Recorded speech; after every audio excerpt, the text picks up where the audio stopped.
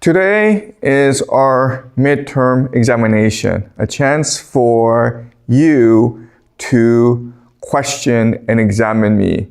All right, so before we look at the questions for the midterm examination, I want to discuss briefly the ceasefire between the United States and Iran.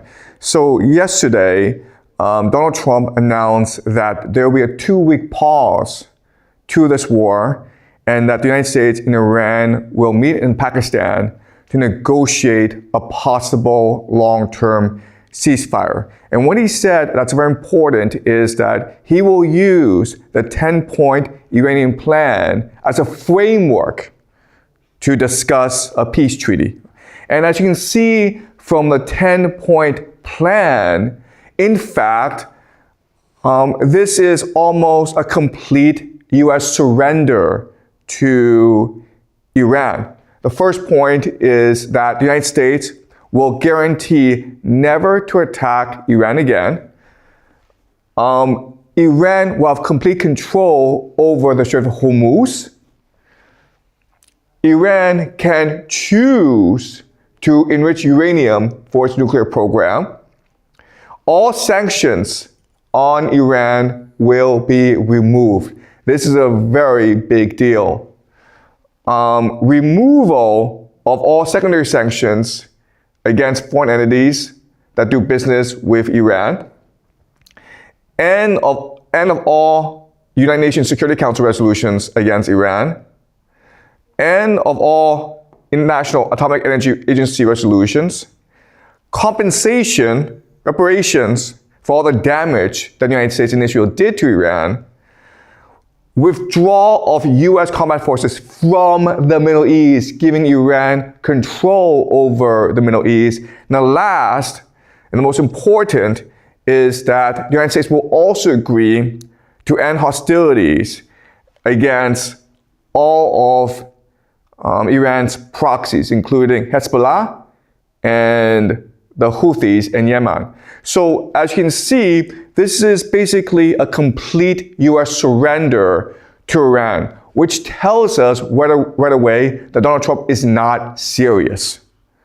If you go into a shop and you negotiate with the shop owner and you want to sell maybe a book to the guy and you're hoping for $100, but because it's bargaining, you think, maybe I should start high, so you say $1,000. If you say $1,000 and the shop owner says, yeah, I'll take that deal, there's something wrong here, okay? All right, so there's something very wrong, and there's very little chance that the ceasefire will hold. And in fact, we're already seeing news that the ceasefire is being broken, okay? So there are 3 individuals on Twitter who've made some very interesting points. All right, so in this tweet, Mr. Bojak said that, listen, if this is really a ceasefire, why is the United States continuing to send aircraft carriers, the USS George Bush, to the Middle East? What they're really trying to do is buy time in order for their ground troops to get ready to attack and seize the strait. Okay? So once everything is in position, then probably what will happen is that Israel will launch a false flag against the Americans, which will justify an American attack against Iran. All right? So that's a possible scenario. But again, the question is, if this is really a ceasefire, if Donald Trump is really intent on peace, why does he continue to send U.S. forces to the Middle East? That's question number 1. Question number 2 is, the problem is how Iran is defending itself. It's using something called the Mosaic defense, which is to say that there's 31 provinces, and these are 31 cells or units that are all responsible for their own strategy and attack and defense, meaning that there's no longer a centralized command. So it doesn't matter if you negotiate with the leadership of Iran, because the IRGC, the people who are fighting, will not agree to a ceasefire because they do not trust the Americans or the Israelis. So whatever happens in Pakistan will not affect the outcome of the battlefield. And that's a problem with the Mosaic defense. Think of the Mossack defense as almost a dead man switch, where if you kill the Ayatollah will tell his people to fight to the end. So the Mossack defense will only come to an end if either Iran is defeated or the Americans are defeated. This thing collapses if there's in between a ceasefire. Because in order for the Iranians to implement the ceasefire, they themselves will have to go and control these Mossack units in the provinces, which basically means a civil war. Okay? So it's almost impossible, even if Iran were to negotiate a favorable peace deal, for Iran to actually implement this peace deal within its military. Okay? That's problem number 2. Problem number 3 is the United States continues to have an air bridge to the Middle East. So even though there's a ceasefire, you have these massive movement of US ground troops, of US planes, of US artillery and tanks to the Middle East. So if there's really a peace, why is this happening? And another way of saying this is that the political systems of both the United States and Iran have lost control over the war.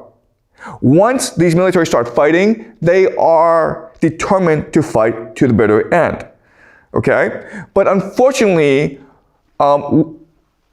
what this tells me, the fact that Iran is willing to negotiate a peace treaty, probably means that there is a schism or divide between the political leadership in Iran and the military leadership in Iran. And this is going to cause a lot of problems in the future.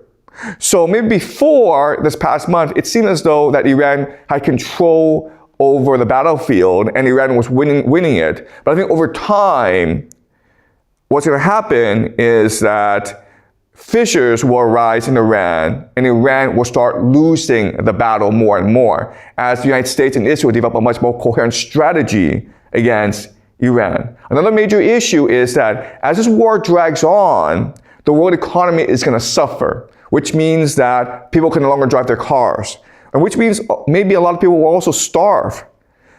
And this means that ultimately public or global opinion will slowly turn against Iran. Okay? And even Iran's closest allies, Russia and China, will feel the strain of this war and maybe even pressure Iran to end this war. But again, as we discussed previously, because of the way that Iran has structured its military defense, it is impossible for Iran to end this war unless it's either destroyed or it's destroyed the Americans. Okay? So this war, this ceasefire, it's only a PR stunt. It will actually lead to nothing. All right. The major point, okay, of contention is whether or not Lebanon is part of the peace treaty. So the Iranians believe that this peace treaty also includes its proxies, specifically Hezbollah in Lebanon and the Houthis in Yemen. But after this peace treaty was announced, Israel launched more than 100 strikes in 10 minutes across Lebanon, killing 250 people, at least 250 people. Okay? So Iran is obligated to defend Hezbollah morally. And Israel understands that if Iran breaks the peace treaty and defends Hezbollah, then it is Iran's fault, okay?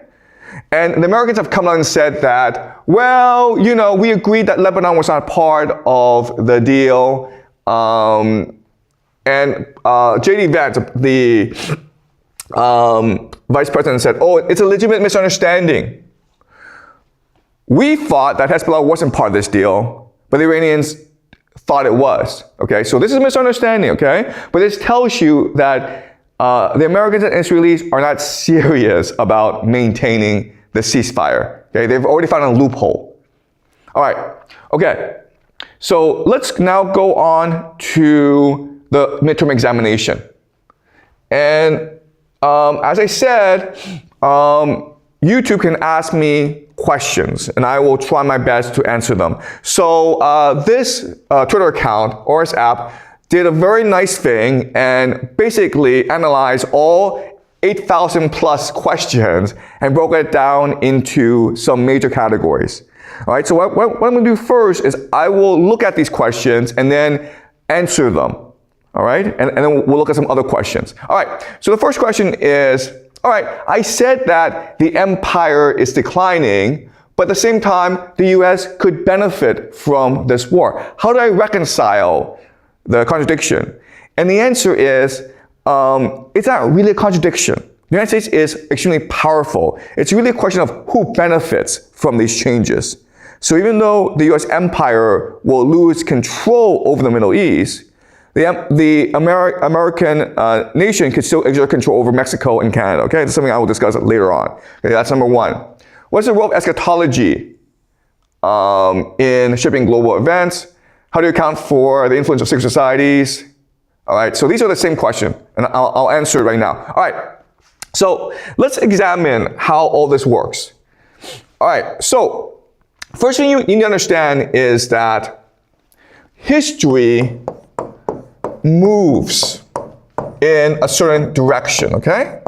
It's very complicated, it's very messy, but there is a structure and a pattern to the movement of history, okay? A structure and a pattern. So think of a river, okay? When you see a river current, you think, I can't see anything, it's just complete chaos. But if you're able to read the river well, you know how the river is moving, okay? So you can position your canoe or kayak in a way that allows you to seamlessly, smoothly cross the river, all right? So that's the idea. Okay, but this is all very chaotic. So what happens is that there's certain individuals, we can call them occultists, who try to read the river or try to read historical patterns in history. And they create something called an eschatology. Okay, so think of the stars. When you try to read the stars and try to find meaning in the stars, we call this astrology, right? But when you try to read human history and you try to find a pattern in human history, we can call this eschatology. And the thing about the eschatology is that it's a story. And so you want the story to work out. So it's both a prophecy as well as a plan. You think it's going to happen, but you also think that you are obligated to make it happen as well. Okay? So the occultists, these are religious people, they try to turn the chaotic movement of history into a story that comes to an end, in which you can participate in. All right? Okay. Then from these occultists are formed secret societies.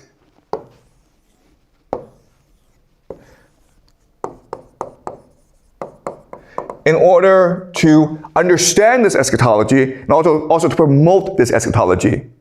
Now what happens is that powerful people, okay? Powerful people, the rich and the powerful, they join these secret societies. Why? Because as a rich and powerful person, you want to know how history moves in order to better position yourself in order to protect your power and your wealth. Okay? That's why very famous people, they often have astrologers to work for them. And that's why rich and powerful people join secret societies, because they want access to this secrets that tells them how to make better investments and how to have more political power. Also, secret societies enable them to create networks in order to maintain their power, okay? But the problem is that you need people to actually move towards the ending to propel this eschatology. And these people we can call agents, okay?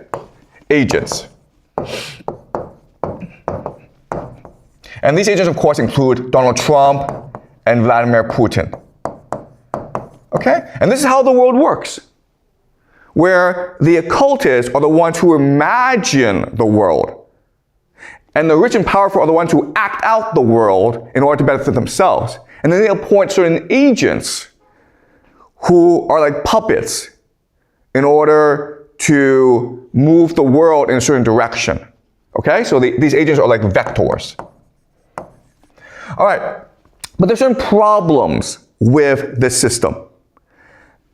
The first problem is that there are different secret societies, and they fight amongst themselves to achieve different eschatologies, okay? The other problem is that the rich and powerful will often switch secret societies, switch loyalties in order to maximize their benefit. So they don't have any loyalties, right? And then the last problem is that these agents, like Donald Trump and Vladimir Putin, they seem like puppets, but they themselves believe they are using these secret societies to achieve their own vision, which is given to them by God. Okay? So it's a very complicated system. And this is why no one thinks that it's all a grand conspiracy, because each person is doing his or her own part subconsciously to maximize his or her benefit. Okay? So it's not a top-down system. It's a much more dynamic, fluid game than people assume. Okay? So this is a map that helps us understand how the world works.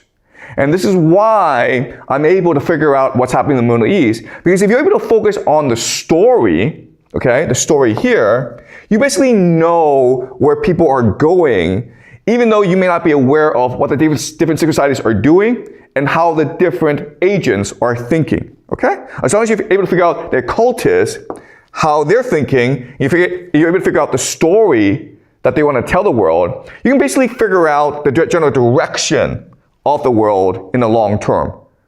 Okay? All right. So now what I want to talk about is China. What is China and what is China going to do? All right. So again, let's go back to our theory of how the world works, of how the world is structured. You have the empire, and then from the empire you have the game masters. Okay, the people in finance. Then they create the global economy. Then this creates the rules-based international order. And then you have the education system, media, and culture in order to indoctrinate people to believe in this system, that this system is fair, right, and natural. Okay, and then you have parasitic organizations, science, crime, intelligence, to control the system, but also to draw benefit, to extract value from the system. Now, what we need to understand is that the beauty of the system is that it is capable of extending itself and replicating itself in other societies, okay? So the two examples are the GCC and China. Okay, this is really important for us to appreciate. China is not a civilization. China is not a nation state. China is a construct of empire. Okay, what the system has done is basically taken all its elements and embedded itself into China to create a vassal state. Okay? Or you can also say a mirage. And then you're like, okay, well, what does that mean? Well, just think of the GCC, where before the empire, the GCC was just a desert. And the empire, the system, takes the GCC and turns it into this seemingly vibrant, cosmopolitan, wealthy center. And then they bring in the universities, right, like Georgetown, NYU. They bring in culture. They bring in the media ecosystem. So this system replicates itself into the GCC as well as China. Now this is important because the moment that this system is under strain, okay, for example, Iran attacks it, we see it's all just a mirage. This system is not sustainable. It collapses onto itself because it doesn't have a civilization. It doesn't have an existing soul. Okay? It's all just appearance. And what I believe is that China is in a very similar situation. That's why China was allowed to join WTO. That's why so many Chinese students go overseas to become educated. okay, to create this mirage that China is this modern, flourishing economy. So this is China's relationship to the world. So rather than believe that China is competitor to the system, we need to appreciate that China is really an extension of the system. So if this system comes under strain, China itself comes under strain. That's why China is so desperate, so anxious to see peace in the Middle East again. Okay? So there are rumors, there's news reporting that China has exerted pressure on Iran to negotiate a ceasefire. Because if the global economy collapses, China is in a lot of trouble. All right? Okay.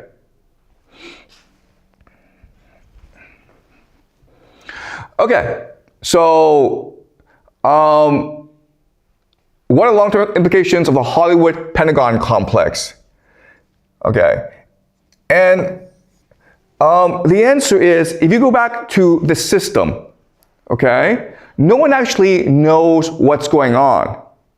But they believe they know what's going on, and they believe they're individual parts of the story, okay? So if you're in culture, you think you're the ones in control, and you're the ones dictating policy. If you're in the media, you think you're the ones in control. If you're in education, you think you're in control, okay? So everyone just basically lives in his own bubble, in his own fantasy world, without being able to see the bigger picture.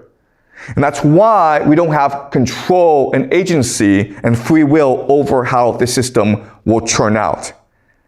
Okay? And we cannot, because it's actually very difficult for us to really appreciate how the system works. It's much easier for us to believe in our fantasies, because it allows us to work with our friends and our colleagues much easier. Okay? It's much easier for people to live in his own bubble and to be delusional than it is for the person to be objective. Okay? So the Hollywood-Pentagon complex, it is not just unique to America, it is true for everyone. How do emerging powers like China factor in the predicted shifts in global order? I already told you that all these things that you believe are alternatives, including digital currency, renewables, China, they're all just projections, extensions of the system. The system is under strain, these are under strain as well. Okay? What strategies can individuals employ to navigate potential global economic instability and resource scarcity? Okay, so the problem is that individuals by themselves cannot navigate change. Individuals need to enter into communities, okay? So if you really want to survive the change, well, first of all, you need to educate yourself as to what's going on. And that's why I teach these classes, to give you the bigger picture as to how the world works and where things are going. But you also need to make a commitment to reach out to other people, become their friends, be generous and open with them, share with them, and build a community. Okay? Also, one thing that I would recommend is maybe starting a family. And the reason, and you're like, okay, wait a minute here. This is silly because you have said for the longest time, the world is collapsing. This is the end of the world. Why would you have children? And the answer is because, first of all, death doesn't matter. Destruction doesn't really matter. What matters is our ability in this world to live a creative, purposeful, significant life. Okay? That's why we're here. It's not to make $1 million. It's not to eat a lot of food. It's to have the best experience possible, to extend the imagination of the universe. And what I found having children, I have 3 kids, is that I live every day with tremendous energy and purpose. Because I'm here not to become famous or to make a lot of money. I'm here to make sure that my kids are happy and healthy. And that's why I get up in the morning and work very hard. Okay, and I don't really care about the world. All I care about is, are my kids happy and healthy? So children and family give you an energy, a purpose, a meaning that drives you to greater creative heights, okay? All right. What are the primary drivers behind specific geopolitical actions, and how do these motivations interact with a game theory? Okay, all right. So again, this is a really important theory to understand, where the occultists are the main drivers. Why? Because the occultists, whether it be poets or prophets. They're the ones who imagine the world we live in. Okay? And others can only work within the boundaries of this imagination. So yes, the rich and the powerful, they have all the money and all the wealth, but they don't have an imagination. So, and ultimately, your actions have to be driven by your thoughts. And it's these occultists, okay, who drive your thoughts, who control your thoughts. So we just live in the world imagined by occultists. Who they are, what they want, how they work is something that we'll discuss after the break, okay? After today, we're going on a 1 week break for the midterms, and then we'll come back. We'll talk more about these people, the occultists, okay? They're very important people to talk about. All right, so let's move on.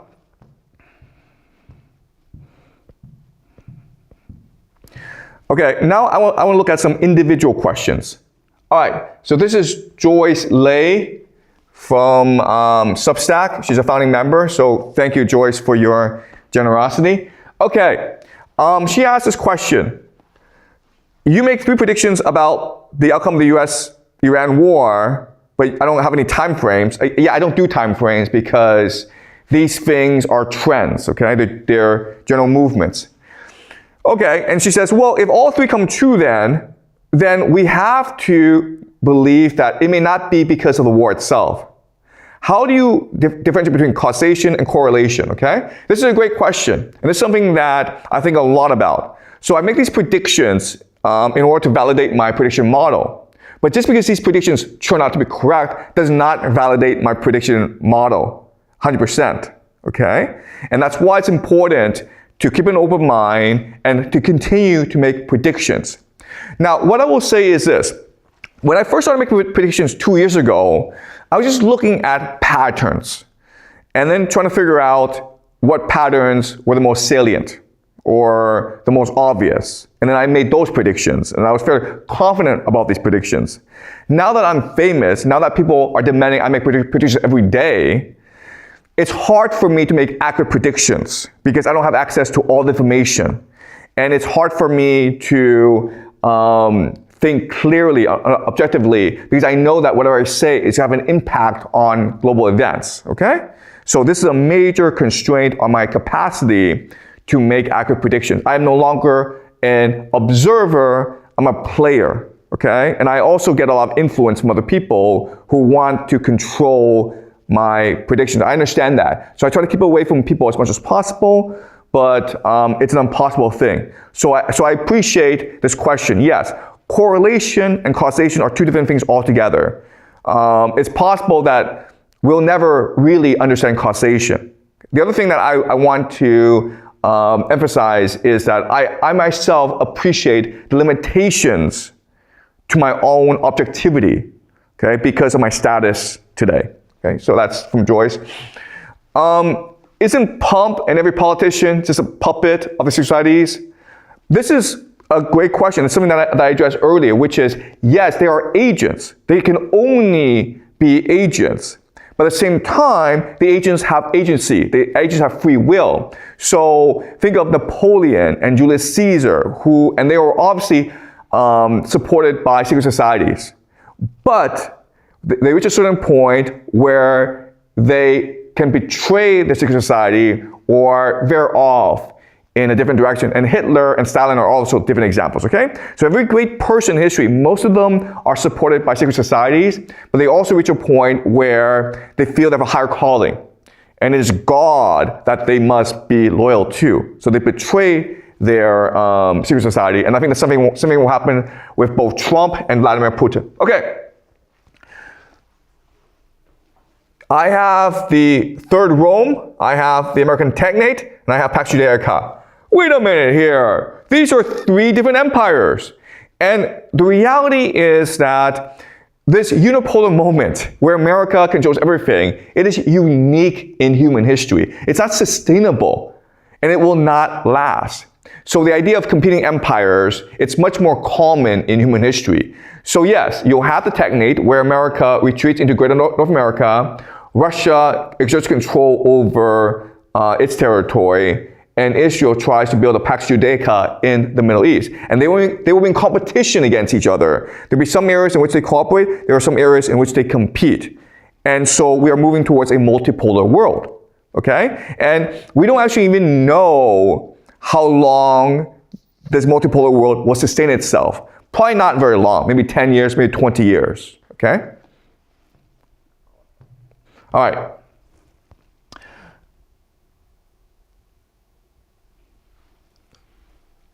So this question is, why would the world be dependent on American fertilizers, energy, when the other parts of the world have energy and fertilizers as well? And the answer is trade access, okay? What America can do that other nations cannot do is basically retreat into its continental fortress and control sea trade, okay? So right now, the easiest way to trade is through the sea.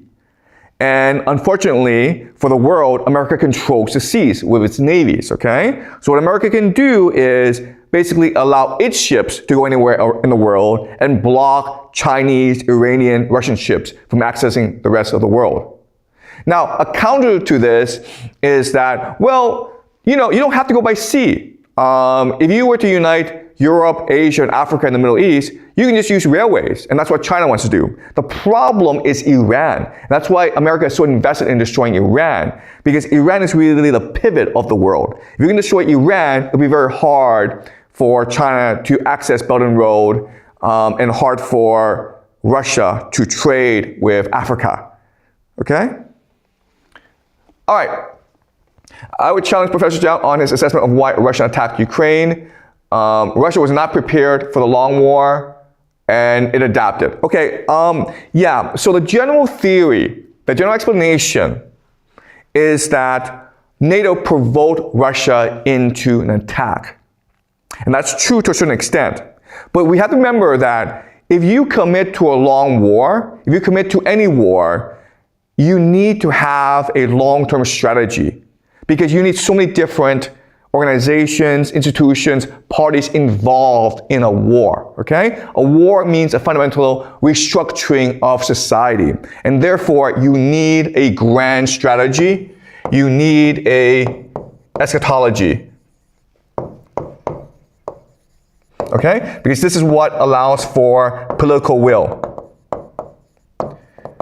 And that's the issue that the Americans are facing in Iran, where they don't really have an eschatology or grand strategy that's articulated, okay? There are people in America who do have the grand strategy and eschatology, but it's not articulated to the American people, okay? And that's why America doesn't really have the political will to sustain this war in Iran.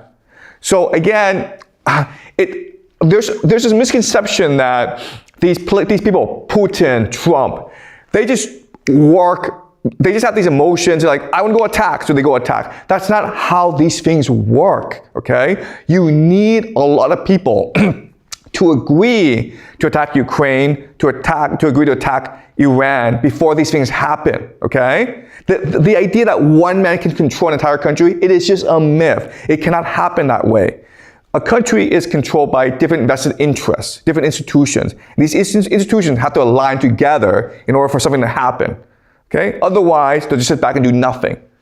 And that's the situation that Iran faced in the lead up to this war, where everyone was like, the Americans, the Israelis are going to attack you, so take the initiative. Why are you still sitting around doing nothing? And the answer is because there are different factions, there are different institutions cannot align together on how to respond to the Americans and Israelis, so they just sat back and wait to be attacked, okay? All right. Why don't Asian and Middle Eastern nations unite to prevent American interference driven by its own interests? Okay, yeah. Okay, another misconception is that the nation state, it is real. It is not real. It's just a made-up concept, okay? The idea of China, the idea of America, the idea of Russia, Iran, they're all made-up concepts. They don't exist. What these nation states are a collection of interests. Collection of elite interests, And all this means is that the people don't matter, okay? The people are a resource to be exploited by the elite. What matters is the elite. So the question then is, where are the elite, where are their allegiances? Where are their loyalties? And the fact of the matter is that in East Asia, in the Middle East, much of the elite have their family and have their wealth all stored in the Western world. So they're not loyal to the people. They are never loyal to the people. They're loyal to themselves, to their families, to their social network. And because all of their wealth and family is located overseas, they're loyal to overseas. So these elite in Asia and the Middle East, they are basically carpetbaggers, okay?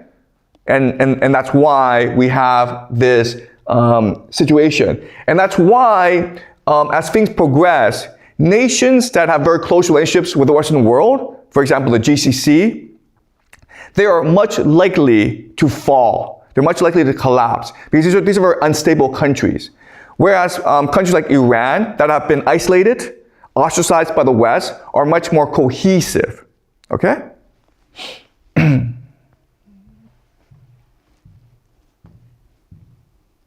All right.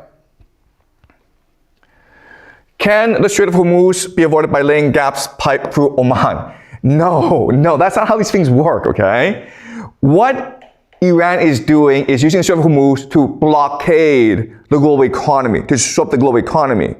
The Strait of Hormuz is the most convenient way of doing so. It is the least controversial, but if forced to, Iran can also destroy energy production in the GCC. It can destroy like pipelines. If a drone can attack a city, it can attack a pipeline as well. Okay, so these pipelines are extremely vulnerable. And already we're seeing reporting that just yesterday, the Iranians attacked a pipeline in Saudi Arabia. These pipelines are extremely vulnerable. Just think about all this gas and oil, right? It's all combustible. So a drone can just blow it up. It's not hard. All right, so again, understand, the point is not the Strait of Hormuz, the point is the vulnerability and the fragility of the global economy that is completely dependent on cheap access to energy. That's where the problem lies. All right? All right. Donald Trump, he's erratic. Do you believe this behavior is calculated strategy, or does it stem from lack of understanding? Is he just stupid? Do you think that people advising him are also stupid, or are they strategic? What is he trying to achieve? Okay, this goes back to our understanding of how the world works. You have the eschatology, then you have the secret societies, then you have the agents, okay? And Trump is an agent. Now, what makes him a very powerful agent is his unpredictability. Today he's like, I'm gonna nuke Iran. Tomorrow he's like, let's have peace in the world, guys, okay? He's just unpredictable. It's all a show, okay? And there are three reasons why unpredictability is so powerful. The first reason is that it's paralyzing. Paralyzing just means like, you don't know how to respond to him. Like, what do you do? How do you fight a guy who changes his opinion every single day? Okay? It paralyzes you into inaction. Second is distracting. All your attention is focused on his antics, and you don't realize that behind the scenes, things are happening. Okay? There are people who are implementing certain things, but you don't really notice the backstage because you're just focused on Trump being a clown on stage. Okay? And the last advantage is flexibility, which is to say that he is not beholden to any strategy. And he can change his strategy at any time. Okay? So, yes, we think he's a clown, and he is a clown, but there's a method to his madness. Okay? So it paralyzes enemies, it distracts his enemies, and he's able to maintain maximum flexibility in his actions, okay? And that's why he's so successful. All right, the people around him just do whatever he tells him to. People around just tells him exactly what he wants to hear. Okay, it's actually Donald Trump that's making all the decisions, and his ultimate purpose is to get his third term. All right, because from his perspective, if he actually wants to implement his vision for America, he needs the third term. Okay, and again, his vision is a stagnate, where America becomes a fortress, abandons the world, and just trades with the world. Okay, we discussed this previously. But for him to achieve that, he needs his third term. And so he needs to figure out how to get his third term. And this war in Iran is about strategy, because if this war continues and it goes badly for America, then Trump can declare martial law and have a lot of powers. Okay? And again, his enemies are too distracted to appreciate that this is strategic, and they're paralyzed into inaction. The Democratic Party, which should be opposing Trump and this war, are just sitting back and doing nothing, hoping that in the midterms, Trump's party, the Republicans, get wiped out and they go into power, and then the world is perfect again. Okay? So the Democrats actually don't have a strategy for this. All right.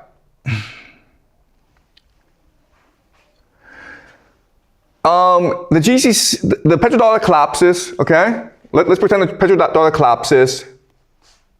AI collapses, treasury bond collapses. Will the U.S. not suffer an economic and development catastrophe, which is not part of the U.S. plans? Yeah, this is a good question, but you have to understand, again, a nation state is a collection of different interests, and these interests are competing against each other. Okay, so you have different interest groups. You have AI, you have finance, you have resources. Okay, and so what matters is the general direction of the country. So if the economy were to collapse, the main losers would be finance and AI, okay? But then what America can do, because it's so wealthy and its people are so energetic, is, well, let's just focus on building resources, okay? Oil, food, water, fertilizer. Let's just make this stuff and sell it to the world. Then the economy rebounds, okay? So this is actually a restructuring. Okay? Something we talked about before, where the purpose is not to destroy America, the purpose is to move power away from one elite to another elite, okay? This is basically a revolution in America. AI can actually be saved, okay? With government bailout. And that's what I imagine will happen, okay? AI and finance, the bubbles will burst, finance will be allowed to collapse, AI will be bailed out, because Trump is very close with these AI overlords like Peter Thiel and Sam Altman. And then resources and manufacturing, okay, will become the dominant center of gravity in the American economy. Okay, so that's a plan. I'm not saying this will happen exactly like this, but that's what they intend to happen. All right. Transnational capital is a game master. Transnational capital will then take its money elsewhere if the empire collapses. So transnational capital doesn't lose any power. And they can just bet on different horses, Japan, Israel, Germany. Okay, yeah, so in my analysis, I use abstract terms that are not accurate, but are useful for simplicity and clarity, okay? So you're right in that transnational capital also have competing interests. And just because the empire collapses doesn't mean that all the money goes to Israel. This money will spread out. And that's true, okay? But the point I'm trying to make is that, first of all, most of the money will go to Israel. Why? Because Israel provides the best short-term investment opportunities if you're a trillionaire, okay? But you're right in that other money will go to other places as well. But again, the best opportunity is Israel, so you will see the most growth in Israel. And that's why over time, more capital will shift towards Israel. That's how capital works, okay? Yes, capital will allocate its resources, capital will put its eggs in different baskets, but ultimately you have to ask yourself, where is the best investment opportunity? And in the short term, not in the long term, but in the short term, it's going to be the Middle East. Okay? All right. How do we combat the war against truth? How do we engage in discussion that transcends our biases? Okay, we all live in fantasies. How do we overcome this? What techniques do you employ in your research? All right, okay. So, things that I do that I think are very important is, first of all, doubt. You always want to question yourself. You always want to ask yourself, am I correct? That's why making predictions is important. Because making predictions, it's actually about creating doubt in yourself. Because if the predictions are wrong, it's a mechanism for you to self-reflect and appreciate the limitations of your model, okay? So that's one strategy. Another strategy is debate. Okay? Where you engage in people who think differently than you do. And I do that by watching a lot of YouTube videos, and I try to watch people of different political leanings, who have different viewpoints than I, because I'm interested in hearing their perspective, okay? So keep an open mind, engage in people who disagree with you, and have an honest debate with them as well as yourself. Now the last piece, and this is actually something that I do, but most people don't do, is I use my imagination.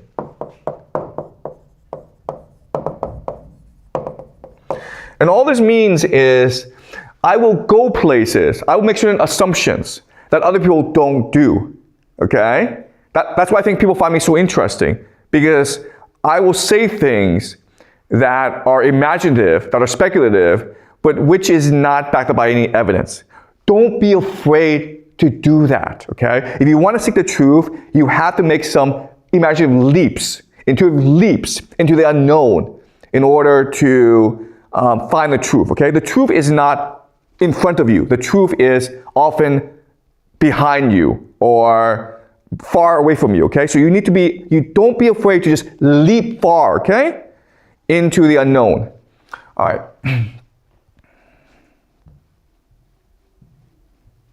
All right, let's continue. Okay. So Asia and Australia are suffering the most from this global conflict. Why are these nations passive? Won't these nations intervene? Okay, again, a lot of this is misconception in that everyone thinks that the nation states are the constituent players in this game, and the nation states are all equal. They're not equal. They're not. Nation states, there are only certain nation states that have the capacity to project force overseas. Russia, America, maybe some European countries. Australia, Asia, and most European countries are just vassal states. They are not capable of playing this game. They're only capable of obeying. Okay? Maybe over time, they'll change their attitude and develop the capacity to play this game. But you have to remember that, like the GCC, a lot of these European countries, Japan, South Korea, Malaysia, Indonesia, Philippines, they're all co-opted by the CIA. Okay, these are all American vassal states. And so they're not capable of acting independently of American policy. There's the illusion that they are independent, but they're not. Okay? And you can tell because of their actions. In that, you're absolutely right in that, okay, if you're Australia and you don't have any more jet fuel, well, then you should send your army or negotiate with Americans or negotiate with Iranians. But they're not doing that, okay? Japan is, in fact, negotiating with Iran, but Japan is still a vassal state of America. Pakistan is the mediator for this ceasefire talk between America and Iran. But guess what? Pakistan is also just another vassal state, okay? They pretend not to be, but by their actions, you know that they are, in fact, vassal states. All right? Okay. Civil war breaks out. Who's going to win? Christian nationalists, Silicon Valley versus the Oman Wall Street, a city versus countryside conflict. Do you believe it will result in separation of the unit into multiple factions? Okay. So, if you look at the history of the Roman Republic, once a civil war starts, it almost never ends. Okay? That's just the nature of American society, where America is so vast and people there are so energetic and ambitious that once a civil war starts, it's very unlikely that it will ever stop, okay? Maybe the intensity will shift over time, but you will have civil war for the next few hundred years, okay? And the question then is, who triumphs? Okay, so if you just use our game theory formula, okay, of cohesion, energy, and openness, and you ask yourself, okay, let's just look at American society and ask yourself, which state has all three? The answer is Texas, okay? And this is pretty clear. If you just look at the 50 states and which state is the most dynamic, which is the most energetic, the most open-minded, it's gonna be Texas. California, New York are gonna suffer in a civil war. The economies will suffer a great deal, the societies will suffer a great deal. Texas will emerge as a clear winner in any conflict, okay? And with Texas, you also have Christian nationalists.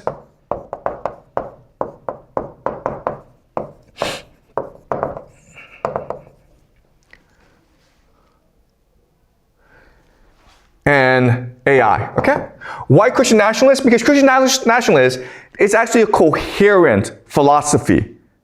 It's coherent. It has a direction, it has a strategy, it has a purpose.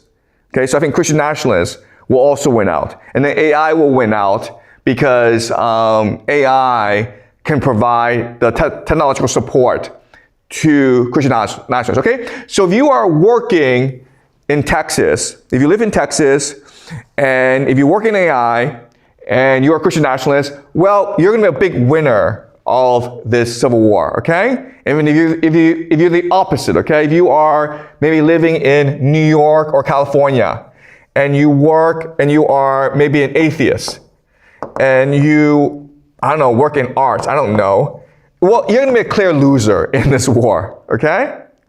Often these, what's called professional managerial elite, managerial elite living on the coast, these guys are done, okay? Completely useless, cost too much money, contributes nothing to society. These guys are just done, all right? All right, how does an individual survive for what's coming? Family and community, guys, okay? Forget the fact that you are an individual. Leave that behind. You will not survive as an individual. I don't care how much money you have. I don't care how prepared you are. You might have a bunker. I don't know. I don't care, okay? But you have to focus on family and community if you are to survive the new world. All right.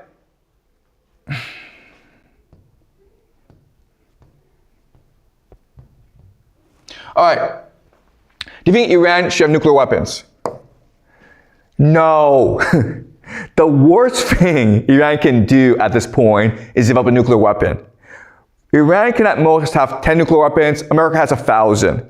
There's one way for Iran to lose this war really quickly, and it's to threaten America with a nuclear weapon, because that gives America the justification to use its nuclear arsenal, okay? But the other problem, and this is actually more important problem, is the idea of complacency. Where if you think you have nuclear weapons, if you have nuclear weapons, you think I'm safe, I don't have to worry about anything. No, no, no. It's much better to be creative and resilient and open-minded, okay? So if you don't have nuclear weapons, you're always under threat, right? That forces your people in your society to constantly think about how to be strategic, all right? So nuclear weapons is a bad thing, it's not a good thing. All right, Pax Judaica. Doesn't Saudi Arabia see that coming? Why would they allow that to happen? Well, because for Saudi Arabia, what matters is first defeating Iran. Because the strategy is, I defeat Iran, then I'm master of the Muslim world. So I can unite all the 2 billion Muslims in the world behind me to defeat Israel, okay? So from a perspective of the GCC and Saudi Arabia, Iran is a much bigger threat than Israel. Why Why hasn't the GCC said anything about what's happening in Palestine and Lebanon? The GCC are corrupt vassal states of America. All right, it's not hard. These are all run by the CIA. If Trump is a strategic genius, why did he authorize the insane and stupid failed mission to steal uranium? Okay, all right, this is a really good question. And the answer is this. Trump is a genius at politics. He's a genius at screwing over his enemies and accumulating power for himself. He is not a military genius, okay? Trump is a genius at controlling his base. Trump is a genius at being a TV star. He's not a genius at geopolitics. Okay, these things don't have to be the same. All right, how can Israel sustain a global empire when their religious leaders view the physical destruction of their own cities as a spiritual victory? Okay. It's not that hard to rebuild an economy and a city. It's not, okay? What is hard, though, is to develop the spiritual cohesion of a people, to make them believe in something so that they're willing to die for it, okay? That's what matters, all right? Destroying a city, you can rebuild in 5 years' time. It's not that hard. Just hire the Chinese to do it, okay? On nuclear taboos,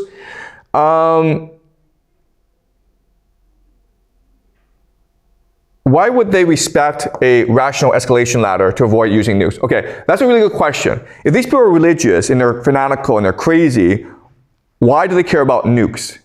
And the answer is they don't care about nukes. They think this world is fake, okay? But the problem is that nuclear weapons, there are institutional constraints and restraints on the use of nuclear weapons. Okay, so there's this myth that Donald Trump can just press one button and all the nukes will go flying. That's not how it works, okay? There are lots of subtle constraints on the president, okay? He has to go get the nuclear football, then someone has to open for him, and then he can press a button. But if people think Donald Trump is crazy, I guarantee you that nuclear football guy is going to run away, okay? There's so many taboos against the use of nuclear weapons. Again, I keep on saying this, but if nuclear weapons are used in this war, we are completely screwed, okay? I don't think nuclear weapons will be used in this war. All right. If mass organization are the primary causes of imperial decay, why are unlimited population, unlimited land set as reasons that U.S. technet will succeed? Okay, all right. Look, I said the U.S. technet is the plan. I didn't say it would succeed. Yes, I understand. America can take over all of North America. It can occupy Canada. It can occupy Mexico, Cuba. But when it does that, it's going to create a lot of insurgencies. It's going to create a lot of conflict. So it will be a dumpster fire, okay? Just because you are able to accomplish it doesn't mean you should accomplish it. It doesn't mean it'll be successful. Immigration trap. Why is conforming to rules and working hard considered playing the game wrong if high confidence is required for resilience in the coming era of resource scarcity? Look, if the game is fair, you want to conform to rules and you want to work hard.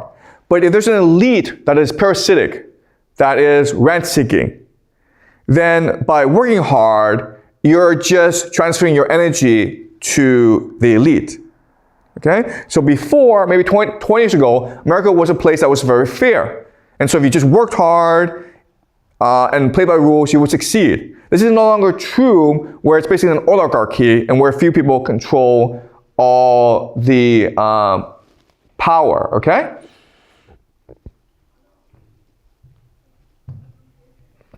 All right. Iranians are growing less religious. And so as this war continues, the framework of Shia martyrdom will energize the Iranians to become more cohesive. And the answer is yes.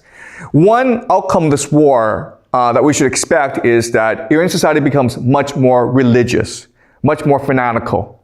All right? And one reason is that the Americans are intent on destroying Iranian urban centers like Tehran. Okay, so the Americans and the Israelis are bombing railway networks that connect Tehran to the countryside, and so Tehran might not have access to food, in which case Tehran might disappear as a city. In that case, when people are in desperate need, they turn to religion for comfort, okay? And then they have this eschatological drive. So yes, we can expect Iran to become much more eschatological as this war continues. Okay, the US implements the draft, Generation Z refuses, so you have a civil war, then where's the US military going to get its soldiers? Okay, that's a good question, and the answer is illegal immigrants, okay?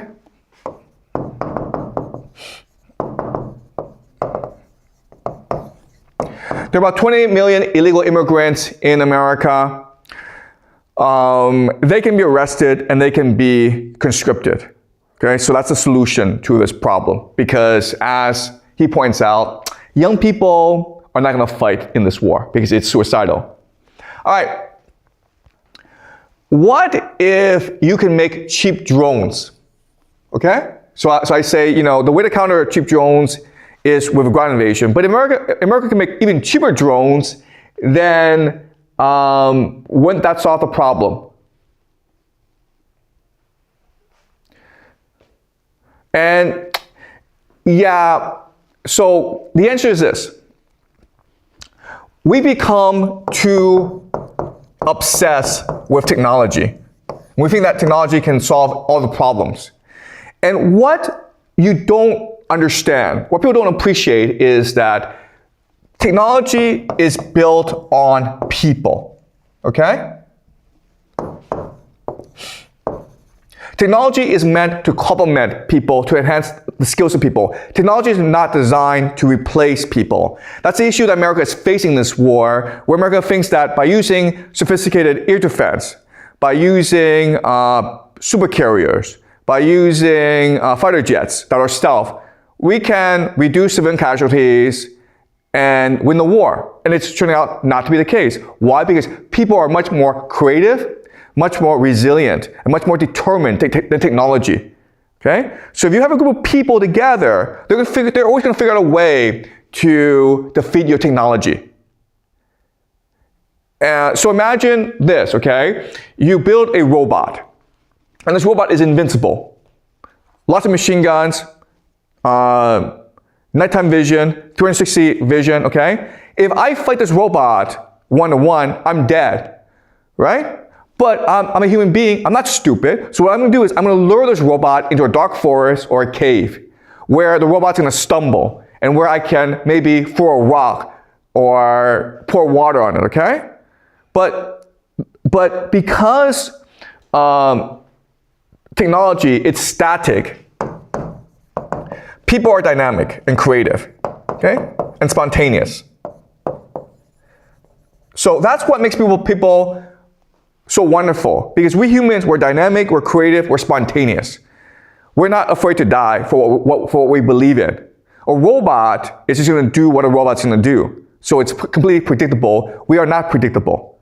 Okay? That's why if you insist on using technology and drones as your main military strategy, you will lose this war. You have to commit your people to total war. You have to find people who are willing to die for what they believe in, and then you'll win this war. And that's why I believe that ultimately America will lose this war in Iran, because American people don't have the political will to fight this war. I don't care how much money you put in this war. You can spend $100 trillion. I don't care. I don't care how much technology you have. You're still going to lose this war unless you're able to galvanize the patriotism and political will of your people.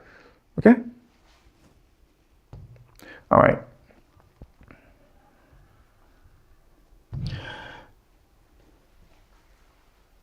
Israel will be humbled.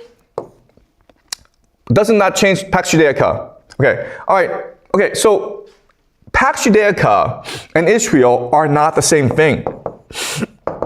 Pax Judaica is a project of transnational capital.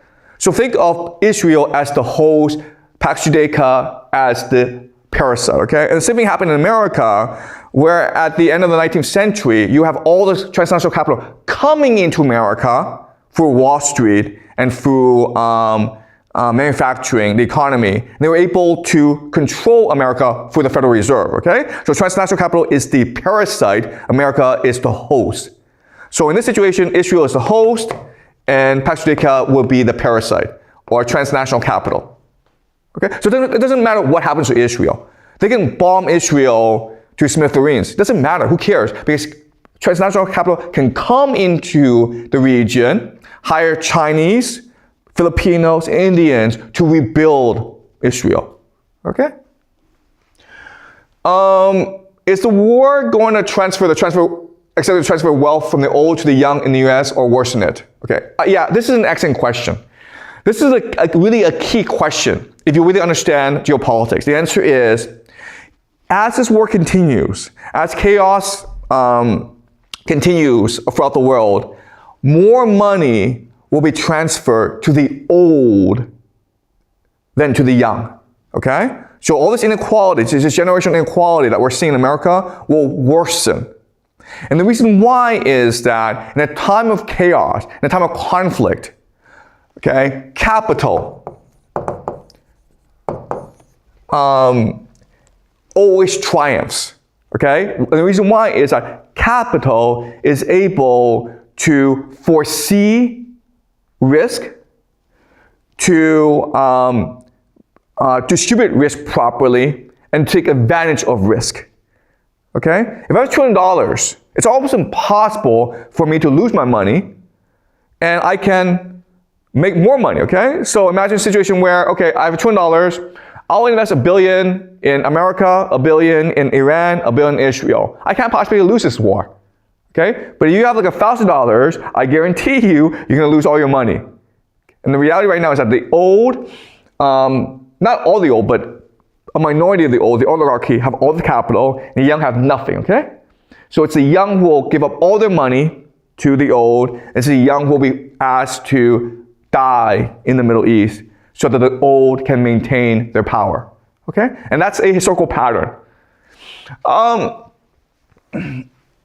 Okay, Civil War, AI, Republicans, finance, Democrats. Okay, absolutely correct in that these categories are not that simple. It's a very fluid situation where AI is going to bet on both Democrats and Republicans. Finance is going to bet both on Republicans and Democrats.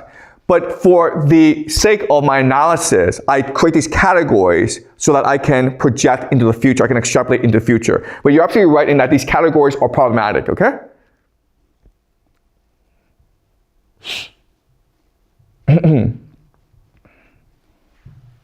All right.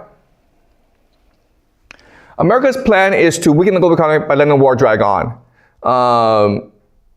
If Iran wants the US to leave, how can Israel still achieve its plan? Okay. First question. Is America trying to slowly weaken the global economy by letting the war drag on? And the answer is, it's not intentional, but it's a consequence. Meaning America can suffer the consequence of the collapse of the global economy because America is self-sufficient and it can always retreat back into its fortress. It's the global economy that will suffer. So it will seem in hindsight that America had this plan all along, when in reality it's just because no matter what America does, it always wins. Okay? That's the benefit of being America. No matter what happens, you always win. All right. Iran wants the US to leave, but then how can Israel achieve the Greater Israel Project? And the answer is, Israel will not let the US leave, okay? I mean, Israel right now is a parasite, US is the host. Once US leaves, Israel becomes a host, Pax Judaica, transnational capital becomes a parasite, okay? So there's no way the US is gonna leave the GCC region. Will the 2 weeks ceasefire hold? No, okay? No. Forget about the ceasefire. It's all theater. And think about who is negotiating the ceasefire. You have Jared Kushner, and you have Steve Witkoff, the same two guys that screw up the negotiations which led to this war in Oman, okay? And then, where is this taking place? It's taking place in Pakistan, which is a vassal state of the United States. So these negotiations will go nowhere. All right. How do you fit variables and general human unpredictability in your game theory model? Yeah, that's a really good question, okay? And the answer is I don't use math. It's impossible to model random human behavior. It's just impossible. Maybe if I had like 1 million years of data, I could do that, but I can't do that. I have like a few hundred years of data. So I don't even use math. I know it's game theory. I know you're supposed to use math, but I'll be constrained by math, okay? So I use a lot of intuition. I use a lot of doubt. I use a lot of debate, okay? So doubt, debate, imagination. How would Israel, so Israel is a prior state. How can it achieve Pax Judaica? Okay, so this is confusing for people, but like public opinion does not matter in geopolitics. Rome was this genocidal state. No one cared. It didn't care. It still became the empire that lasted for 1,000 years, okay? Even today, we still worship Rome. The Aztecs were known for human sacrifice. Didn't matter. They still became the empire of Mexico. The British, they created all these wars in Europe. They enslaved the Indian population and destroyed their economy and stole trillions of dollars from them. They addicted Chinese to opium. Do we ever talk about this? I mean, like, if we had an opinion poll back in the 1850s, I think most of the world would be like, the British Empire is evil. They're genocidal. We still worship the British Empire today. Okay? So public opinion does not matter. We've come to this delusion that our opinions matter in geopolitics. It doesn't matter in geopolitics. What matters is power. Okay?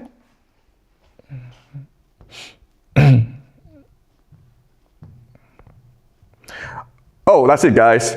Wow. Oh, well, okay. All right. We did it, guys. We did the midterm, okay? So hopefully I did well on this midterm.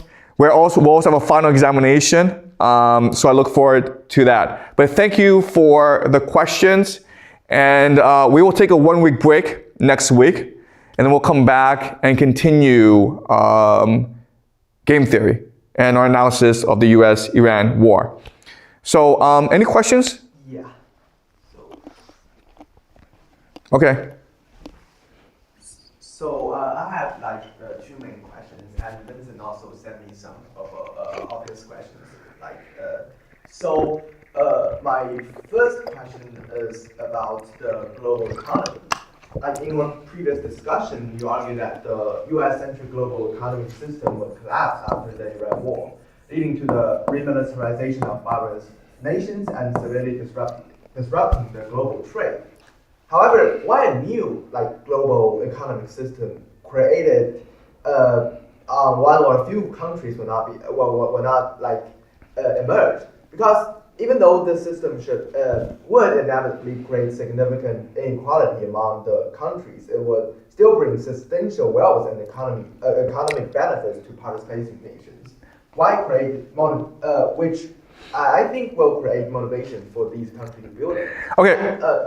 And historically, after the age of explorations, I think the collapse of each imperial systems lead to the rise of the new empires. For example, the Spanish Maritimes collapsed and the British Empire gradually replaced. And after the World War I and II, the American became the empire and that replaced the British.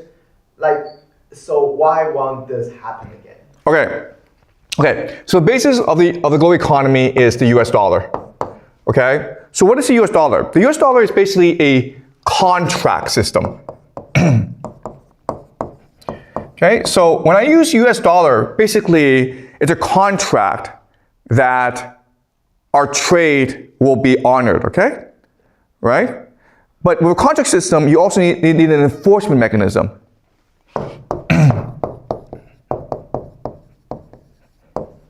Okay? Meaning, look,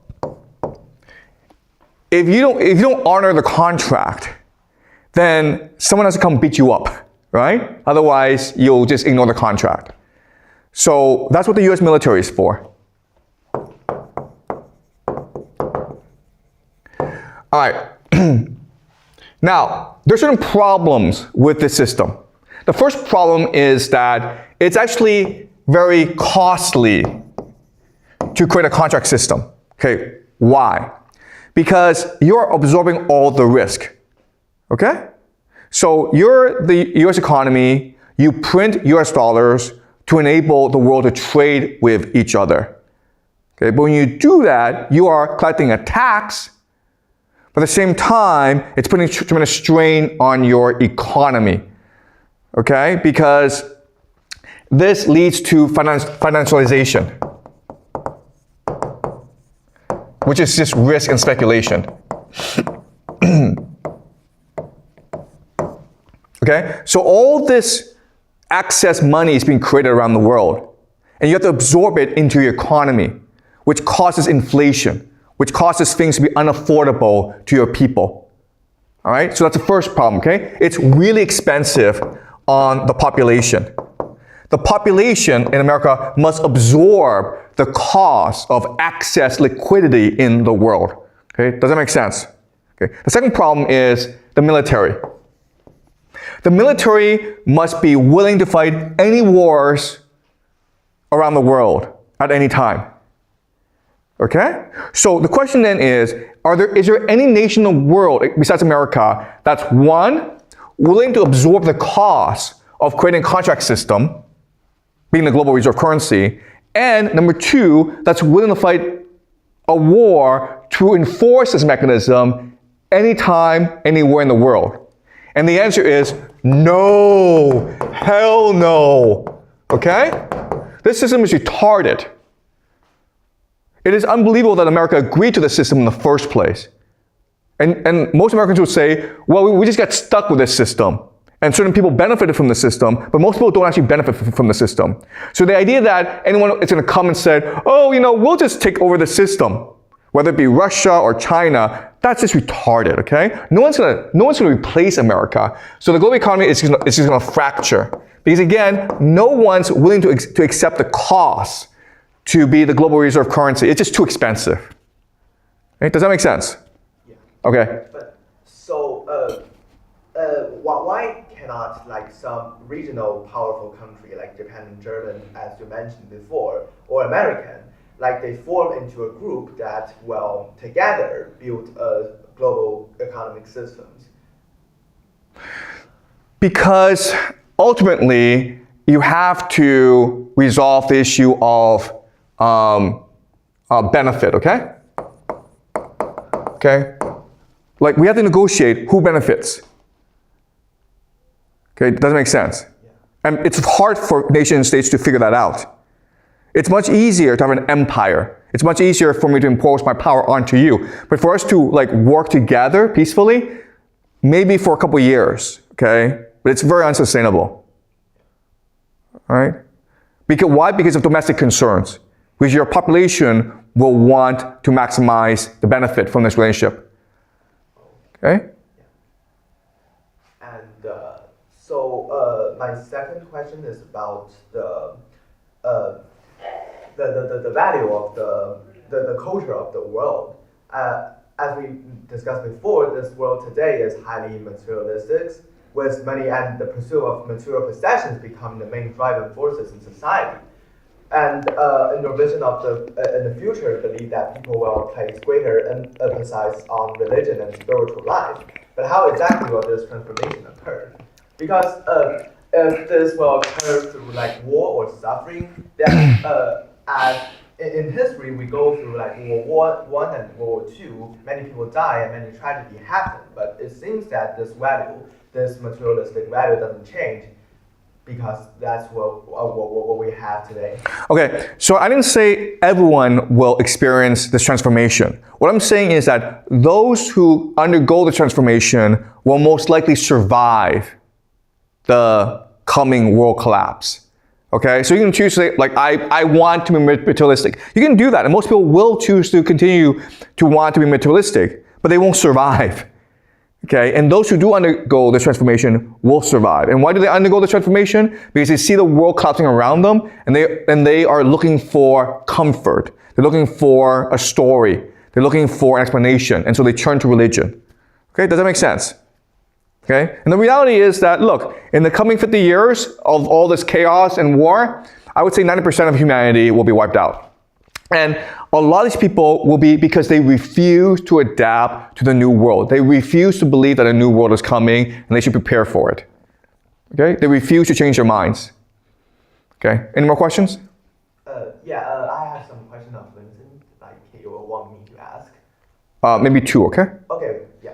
The first is, like, he had some question about ours as individuals in this world. He said that if our efforts are defined based on the consequentialism of secret society and other definitions, what is the significance of our efforts? Isn't it still exacerbating the secret society? Do we have a way to define our own value? Or can we only live in the eye of others? Yeah, it's absolutely pointless to worry about secret societies. It's absolutely pointless to worry about others. What you can do is live your life to the best of your ability. Okay? You can be focused on learning, on developing yourself spiritually and intellectually and emotionally. You can be focused on reading books, on asking questions, okay? And if you do that, you'll be fine. So stop worrying about secret societies, stop worrying about the end of the world, and just focus on your own personal transformation, okay? All right, So, one more. Another question is related to the Chinese students. He said that how do you think Chinese students who are currently studying in the United States will be perceived in the future? While Chinese people discriminate against U.S. American students in the future?